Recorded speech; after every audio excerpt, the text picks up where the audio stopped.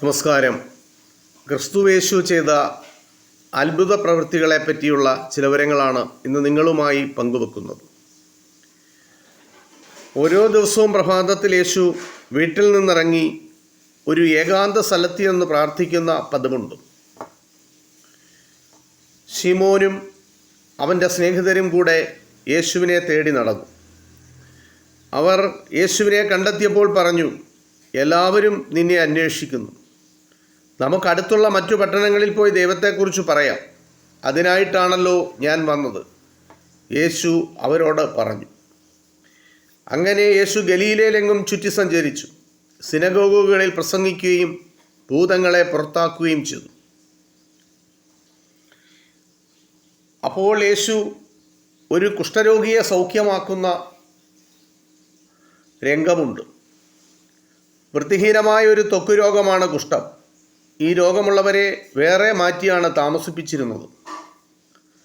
അത് ദൈവശിക്ഷയാണെന്ന് ജനം കരുതിയിരുന്നു.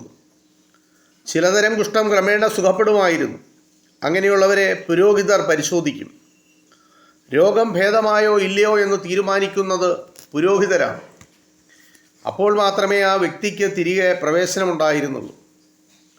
കുഷ്ഠരോഗത്താൽ വലയുന്ന ഒരാൾ ഒരു ദിവസം യേശുവിൻ്റെ അരികെ വന്നു മുട്ടുകുത്തി യാചിച്ചു, യേശുവേ, അങ്ങയ്ക്ക് മനസ്സുണ്ടെങ്കിൽ എന്നെ സുഖപ്പെടുത്തുവാൻ കഴിയും. യേശുവിന് അയാളോട് കരുണ തോന്നി. കൈനീട്ടി അയാളെ സ്പർശിച്ചു. എനിക്ക് മനസ്സുണ്ട്, ശുദ്ധനാകുക, യേശു ആ കുഷ്ഠരോഗിയോട് പറഞ്ഞു.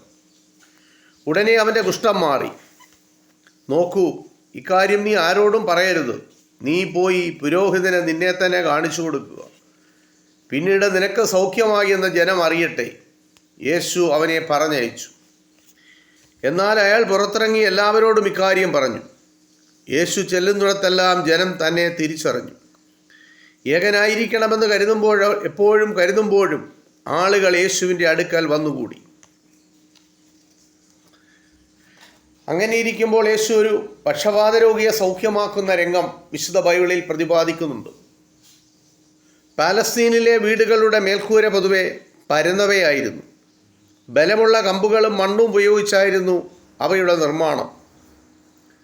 ചില നാളുകൾക്ക് ശേഷം യേശു കവർന്നഹൂമിൽ വീട്ടിൽ തിരിച്ചെത്തി. യേശു വീട്ടിലുണ്ടെന്ന വാർത്ത പെട്ടെന്ന് പരന്നു. ഒരു വലിയ ജനക്കൂട്ടം അവിടെ തിങ്ങിക്കൂടി. വാതിക്കൽ പോലും നിൽക്കാൻ ഇടം പോരാതെ വന്നു. യേശു അവർക്ക് ദൈവത്തിൻ്റെ സന്ദേശം നൽകുകയായിരുന്നു. അപ്പോൾ 4 പേർ കൂടി ഒരു പക്ഷപാത രോഗിയെ എടുത്തുകൊണ്ടുവന്നു. തിരക്ക് മൂലം അവർക്ക് യേശുവിൻ്റെ അടുത്തെത്താൻ സാധിച്ചില്ല. അതുകൊണ്ട് അവർ യേശു ഇരുന്ന സ്ഥലത്തിന് മുകളിലുള്ള മേൽക്കൂര പൊളിച്ച് പക്ഷപാത രോഗിയെ കിടക്കയോടെ താഴെ ഇറക്കി. അവർക്ക് തന്നിലുള്ള വിശ്വാസം എത്ര അധികമെന്ന് യേശു തിരിച്ചറിഞ്ഞു. അത് യേശുവിനെ നല്ലതുപോലെ അറിയാം. അതുകൊണ്ട് യേശു രോഗിയോട് പറഞ്ഞു, മകനെ, നിന്റെ പാപങ്ങൾ ഞാൻ ക്ഷമിച്ചു തരുന്നു എന്ന് പറഞ്ഞു. ഇത് അവിടെ ഇരുന്ന വേദപണ്ഡിതരിൽ ചിലർ ഇങ്ങനെ ചിന്തിച്ചു, ഇയാൾക്കെന്താ, താൻ ദൈവമാണെന്ന് തോന്നുന്നുണ്ടോ? ദൈവത്തിനു മാത്രമേ പാപം ക്ഷമിക്കാൻ കഴിയൂ. ഇയാൾ ദൈവദൂഷണം പറയുകയാണ്. ഇതായി അവിടെ ഇരുന്ന വേദപണ്ഡിതരുടെ ചിന്ത. അവരുടെ ചിന്ത ഉടനെ തന്നെ യേശു തിരിച്ചറിഞ്ഞു. യേശു അവരോട് പറഞ്ഞു, നിങ്ങൾ എന്തിനിങ്ങനെ ചിന്തിക്കുന്നു? പക്ഷപാത രോഗിയോട് നിന്റെ പാപങ്ങൾ ക്ഷമിച്ചു തന്നിരിക്കുന്നു എന്ന് പറയുന്നതാണ് എനിക്ക് എളുപ്പം. എഴുന്നേറ്റു നിന്റെ കിടക്കയെടുത്ത് നടക്കുക എന്ന് പറയുന്നത് ശ്രമകരവുമാണ്. എന്നാൽ മനുഷ്യനായി തീർന്നവന് പുത്രന് ഭൂമിയിലുള്ള അധികാരം എന്തെന്ന് നിങ്ങൾ അറിയുന്നതിന് വേണ്ടി ഞാൻ അയാളോട് കൽപ്പിക്കുന്നു, എഴുന്നേറ്റ് കിടക്കയെടുത്ത് നടക്കുക. എല്ലാവരും നോക്കി നിൽക്കെ അയാൾ എഴുന്നേറ്റ് തൻ്റെ കിടക്കയും എടുത്തുകൊണ്ട് നടന്നകന്നു. അവരെല്ലാം ആശ്ചര്യഭരിതരായി. അവർ ദൈവത്തെ സ്തുതിച്ചുകൊണ്ട് പറഞ്ഞു, ഇതുപോലെയൊന്ന് നമ്മൾ ഒരിക്കലും കണ്ടിട്ടില്ല. ഇത് യേശു തൻ്റെ പരസ്യ ശുശ്രൂഷയിൽ ചെയ്ത അത്ഭുത പ്രവൃത്തികളാണ്.